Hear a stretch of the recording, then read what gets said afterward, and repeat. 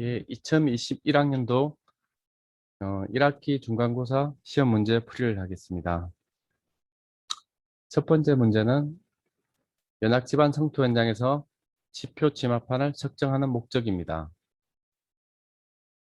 지표 치마판을 측정하는 목적은 그 최종 성토에 대한 최종 치마량을 예측하는 것입니다. 최종 성토에 대한 최종 치마량을 예측해서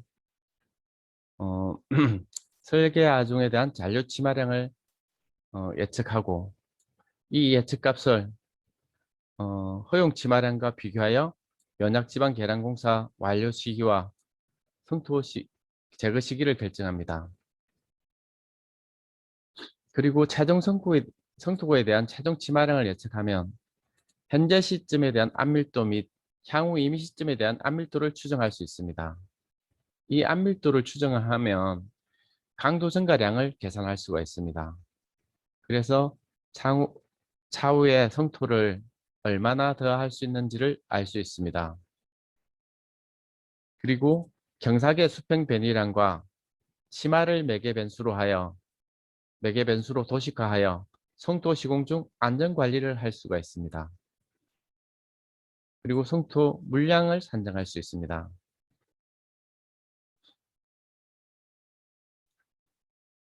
두 번째 문제입니다. 연학 집안 성토 현장에서 지중 경사계 설치 방법 및 주의점입니다. 지중 경사계는 견고한 지층까지 성공하여 설치하여야 합니다. 그리고 케이싱 연결부를 방수 처리를 철저히 하여 토립자나 그라우팅이 유입되지 않도록 하여야 합니다. 경사계의 측정 홈의 방향이 틀어지지 않도록 주의하여 그라우팅을 하여야 합니다. 세 번째 문제입니다. 연약 집안에서의 대표적인 계측기와 각 계측기의 설치 목적에 대해서 간략히 서술하시오입니다. 연약 집안의 대표적인 계측기는 지표 치마판, 성별 치마계, 간극 수압계, 지하 수위계, 지중 경사계, 구조물 경사계입니다. 지표 치마판은 앞에도 설명했듯이 치마를 측정해서 최종 치마량을 예측하고 안밀도를 분석하고 잔류 치마량을 분석하는 계측기입니다. 그리고 경사계의 수평 변이량과 치마판의 치마량을 매개 변수로 해서 안전 관리를 하는 계측기입니다. 청별 치마계는 청별 치마의 특성을 분석하기 위한 계측기입니다. 특히 계량 영역과 비계량 영역, PVD의 계량 심도가 통상 30에서 50m 사이입니다. 그보다 깊은 점토의 경우는 현실적으로 계량이 어렵습니다. 또 단단한 점토의 경우도 계량이 어렵습니다. 이런 경우는 청별 치마계를 위해서 활용해서 계량 영역과 비계량 영역의 치마 특성을 분석합니다. 또 그 연학 지반도 태적 이력에 따라서 압축성이 굉장히 큰 층이 있고 압축성이 낮은 지층이 있습니다. 그런 지층에 청별 치마계를 설치하여 층별로 치마 특성을 분석하여 계량도를 평가하기 위한 계측기입니다. 분석 방법은 치마판과 동일합니다. 간극수압계는 성토로 인한 과잉간극 수압 발생을 분석하기 위한 계측기입니다.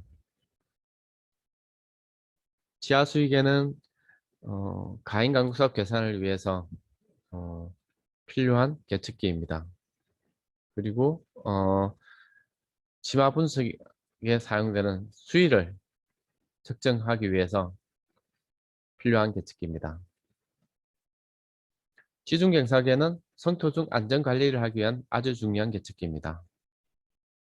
구조물 경사계는 인접 주요 구조물의 변이에 대한 관리를 하기 위한 계측기입니다.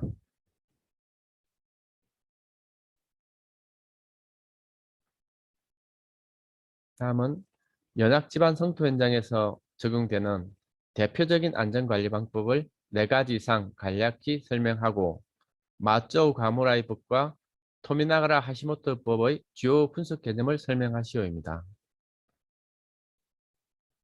연락집안 성토 현장에서 적용되는 대표적인 안전관리 방법은 성토 속도 예한 방법. 성토 속도 예한 방법은 C방에는 1 몇 센치로 나와 있지만 통상은 월 현장에 적용할 때는 월 성도 속도로서 변환하여 적용합니다. 치마 속도에 한 방법은 1 치마 속도가 어느 기준 이상을 넘지 않도록 관리하는 방법입니다. 수평 변이 속도에 한 방법도 1 수평 변의 속도가 일정 수치를 넘지 않도록 관리하는 방법입니다.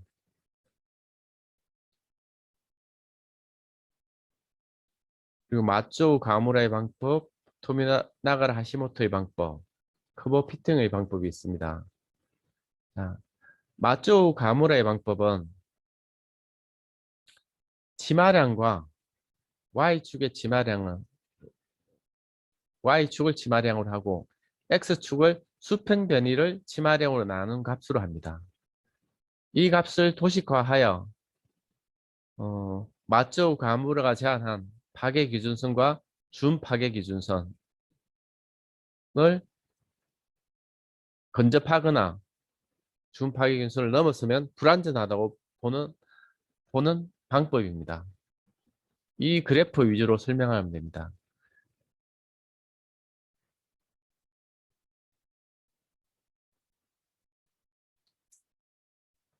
토미나가라 하시모토의 방법도 마찬가지입니다. 이 그래프 위주로 설명을 하면 됩니다.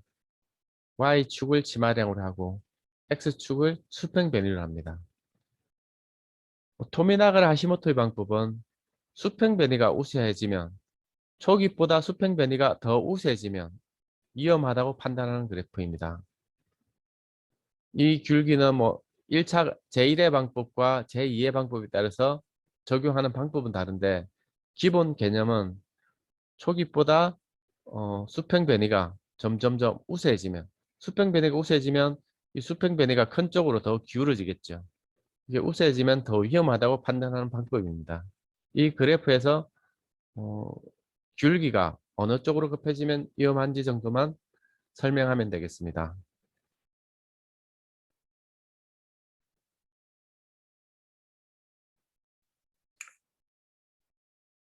연학 집안 성토 현장에 적용되는 대표적인 치마 관리 방법을 4가지 이상 간략히 설명하시오입니다.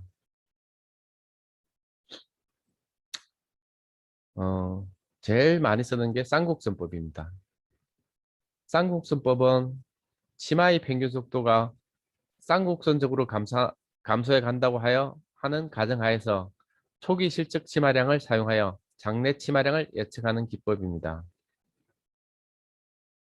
오시노법은 치마량이 시간의 팽방근에 비례한다고 가정하여 초기 실측 치마량으로부터 장내 치마량을 예측하는 방법을 제안한 것입니다.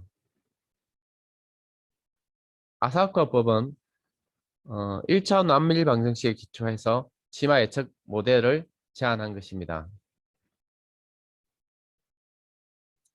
로그티법은 카사그랜드와 패듬 카사그랜드가 로고티 방법을 이용하여 장내 치마량을 추정하는 방법을 제안한 것입니다. 로고티법은 현장 계측 결과 중 1차 안밀 구간의 데이터에 대한 회귀 곡선의 관계식을 분석하여 임의의 시간 T시간을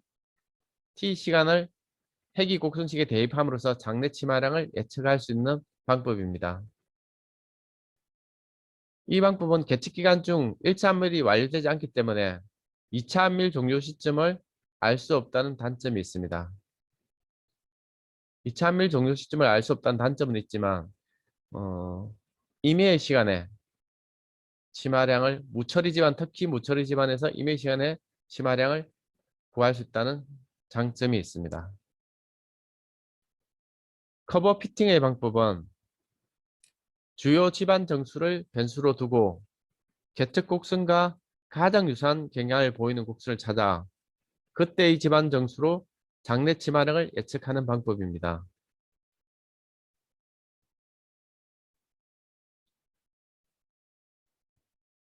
다음은 쌍곡선법에서 최종 치마량을 예측하는 식을 아래 식에서 유도하시오입니다. 이 식에서 최종 치마량을 유도하여야 됩니다.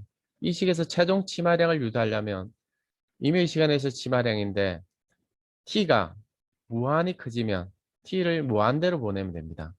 시간이 무한히 커지면 임의의 무한히 커진 임의의 시점에서의 치마량은 최종 치마량이 됩니다.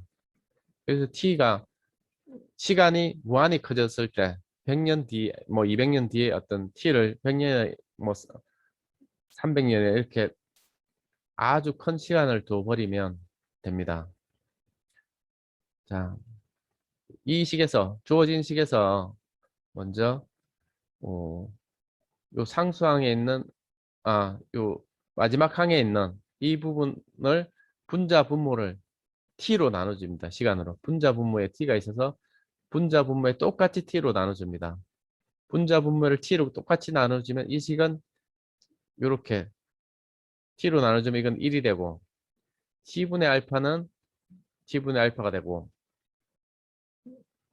t분의 베타 t는 tt가 되고 베타만 남게 됩니다. 이렇게 되는데 여기서 t를 아주 큰 값으로 무한히 극한을 취해버리면 t를 극한을 t에 대한 극한의 함수로 보내버리면 t가 무한히 커지면 극한으로 보내자면 이게 s 무한대가 됩니다. 이 최종 치마량이 됩니다.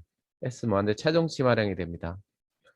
여기서 극한을 취해주면 S0는 성토 종료 후의 치마량입니다. 이건 상수입니다.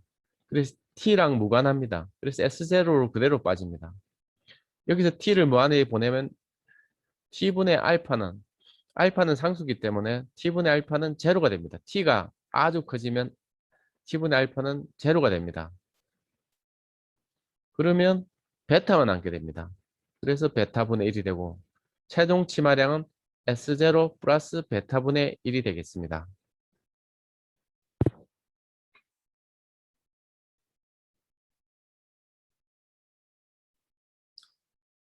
흑막의 현장에서 설치되는 계측계의 종류입니다. 스트루트 또는 앵커의 충격 및 변형을 측정하는 하중계와 변형률계가 있습니다. 백체 및 집안의 수평 변이를 측정하는 지중경사계가 있습니다. 지표의 수직 변이를 측정하는 지표치마계가 있습니다. 백체에 작용하는 토합을 측정하는 토합계가 있습니다. 지하수위 및 간극수압을 측정하는 지하수위계와 간극수압계가 있습니다. 지중의 수직 변이를 측정하는 지중치마계가 있습니다. 인적 구조물의 귤기 및 균열을 측정하는 건물경사계와 균력 측정계가 있습니다. 다음은 흑막 현장에서 지중경사계 적정 설치 심도입니다. 흑막 현장 지중경사계는 굴착 심도 이하까지 설치를 해야 됩니다. 굴착 심도보다는 깊게 설치해야 됩니다. 굴착 심도보다는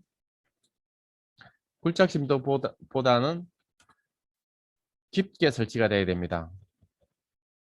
그리고 H 파일의 근입장보다 깊게 설치되어야 됩니다.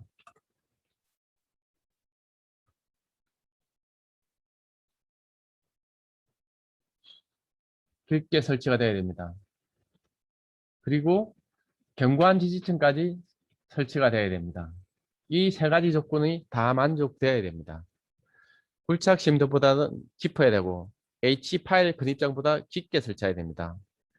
통상 그리고 견고한 지층보다 깊게 설치되고 이 중에서 가장 깊은 심도보다 한 2m 정도 더 깊게 설치하면 됩니다. 세 가지 조건 중 가장 큰 값보다 2m 정도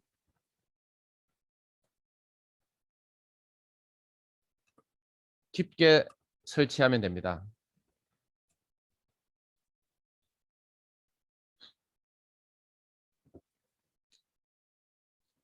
흙막이 구조물에서 H빔 버팀버 설치 구간에 변행율계로 계략적인 충격을 평가하고자 할 때 변행율계 설치 방법에 대해서 기술하시오입니다. 변행율계로 버팀버의 충격을 계략적으로 평가할 때는 그 모멘트의 영향이 최소화되는 지점에 설치해야 됩니다. 그리고 H빔 외부 중앙에 설치해야 됩니다. 그리고 버팀버 길이 방향으로 센서를 설치해야 됩니다.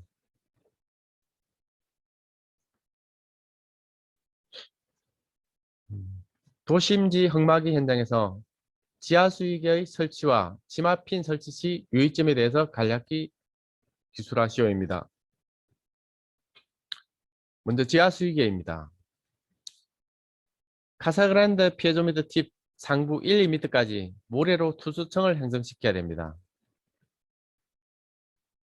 그리고 그라우팅을 통해서 투수층을 형성시키고 난 그 윗부분을 그라우팅을 통해서 우수나 건수 유입을 차단하여야 됩니다. 치마핀은 포장층이 아닌 원집안에 치마핀을 설치하도록 하여야 됩니다. 포장층에 치마핀을 설치하면 원집안이 침하되어도 포장층이 어느 정도 강성을 가지고 있기 때문에 침하되지가 않을 수가 있습니다. 그래서 반드시 원집안에 설치해야 됩니다.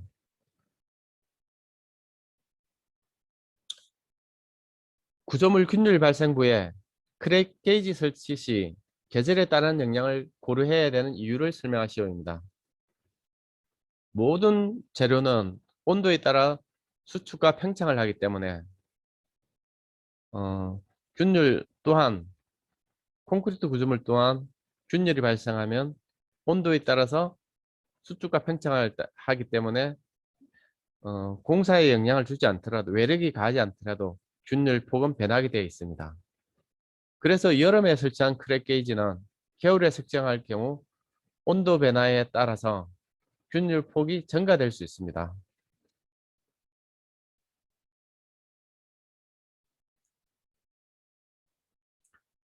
다음은 터널 계측입니다. 터널 굴착 시 개척 항목을 설명하고 막장 관찰의 주요 목적을 간략히 기술하시오입니다. 터널 개척은 일상 개척은 A 개척이라고 하고 정밀 개척은 B 개척이라 합니다. 일상 개척과 정밀 개척으로 대부분 A, B 개척으로 나눕니다. 일상 개척에는 경내 관찰 조사, 내공 변이, 천단 치막에 락폴트 인발 시험이 있습니다. 그리고 정밀 개척에는 지중 변이계, 락폴트 충격계, 쇼크리턴 역계가 있습니다. 경내 관찰 조사는 경내 관찰 조사, 막장 조사의 주요 목적은 막장 타입을 결정하는 겁니다. 막장 타입을 1에서 5 타입을 결정해서 집업 패턴을 결정하는 겁니다. 막장 타입을 경내 관찰 조사로서 막장 타입이 결정되면 그 타입으로서 집업 타입이 결정됩니다. 경내 관찰 조사는 그 막장 타입을 결정해서 집업 타입을 결정을 합니다. 그리고 또 하나 경내 관찰 조사로 하는 중요 주께서 키스톤 블록을 검출하는 데 사용됩니다. 키스톤 블록은 터널 굴착 중 북락될 수 있는 블락을 검출하는 것입니다. 그 전리의 형태를 관찰하여 키스톤 블럭을 검출할 수 있습니다. 그리고 막장면 및 노출면의 상태, 전리, 파쇄대, 지하수 유출 상태 및 유출량 등을 측정을 합니다. 그리고 지부제의 변행 상태 및 품질 관리를 합니다. 내공 변이계는 터널 내공 단면의 변이량과 변이 속도를 측정하여 변이 속도의 수렴 여부를 파악하여 그 안전 여부를 판단하기 위한 계측기입니다. 첨단 치마계는 터널 첨단의 수직 치마량을 측정하여 치마 속도와 수렴 여부를 파악하여 안전 여부를 판정하는 계측기입니다. 락볼트 인발 시험은 설치된 락볼트의 정착력을 측정하는 시험입니다. 그 터널의 타입에 따라서 집안의 타입에 따라서 정착력이 달라질 수 있기 때문에 타입별로 반드시 일정 수량 이상 시험이 되어야 됩니다. 지중 변이계는 터널 주변 안반의 방향 반향 변이량 및 변이 속도를 측정하는 계측기입니다. 락볼트 충격계는 시공된 락볼트의 심도별 추궁력 분포 및 변화 속도 및 수렴 여부를 파악하는 계측기입니다. 쇼크리트 응력계는 시공된 쇼크리트 응력, 쇼크리트의 응력 및 이의 변화 속도와 수렴 여부를 파악하는 계측기입니다.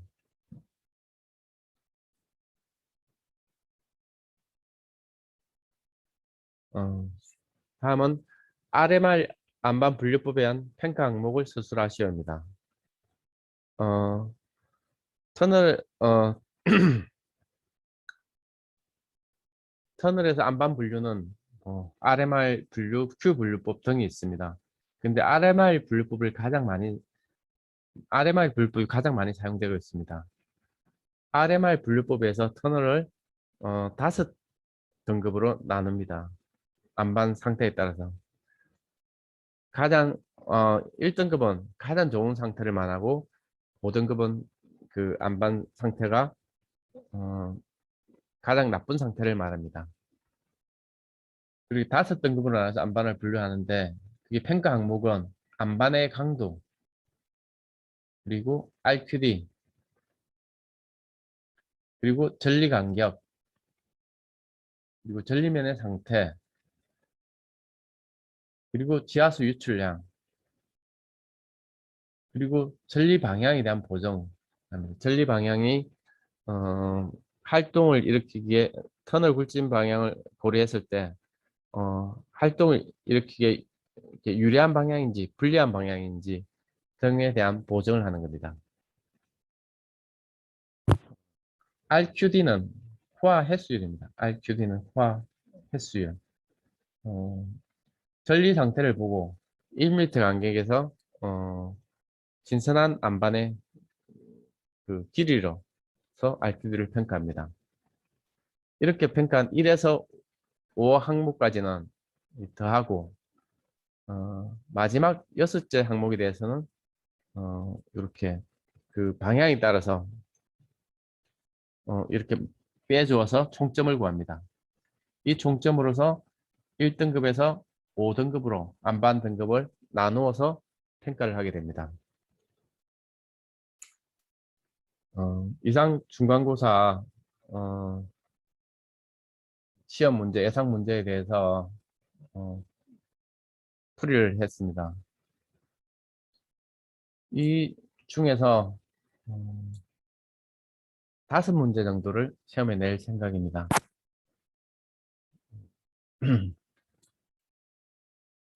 시험에 많이 도움이 됐으면 좋겠습니다. 예, 이상으로 마치겠습니다.